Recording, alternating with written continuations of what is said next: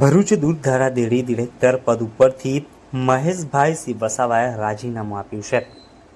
તેઓએ જણાવ્યું છે કે ઉપરોક્ત વિષય અન્વયે હું દૂધધારા ડેરીના એમડીને તારીખ 21/9/2024ના રોજ રાજીનામું આપું છું, કારણ કે સહકારી માળખામાં ભાજપના સહકારી આગેવાનોના આંતરિક દખાને કારણે વાગડા વિધાનસભાના ધારાસભ્ય અને ભરૂચ ડિસ્ટ્રિક્ટ કોઓપરેટિવ બેંકના ચેરમેન અરુણસિંહ રાણા તથા દૂધધારા ડેરી અને નર્મદા સુગરના ચેરમેન ઘનશ્યામભાઈ પટેલ ભરૂચ દૂધધારા ડેરીની આવનાર સમયની ચૂંટણીને લઈને ગાદગ્રહ ચલાવવાથી અને બંને આગેવાનો વચ્ચેનો વિવાદને લઈને સ્વર્ગીય દિનેશભાઈ પાદરિયાની ખાલી પડેલી દૂધધારા ડેરી ભરૂચના ડિરેક્ટરની સીટ ભરવામાં ડેરીના સહકારી માળખાની નીતિ નિયમ વિરુદ્ધ પ્રકાશ દેસાઈની ડિરેક્ટર તરીકે નિમણૂક કરવાથી હું સ્વર્ગીય દિનેશભાઈ પાદરિયાના વારસદાર નિયમ પ્રમાણે ડિરેક્ટર બનાવવા જોઈતા હતા, પરંતુ પ્રકાશ દેસાઈને નિમણૂક કરવાથી હું રાજીનામું આપું છું।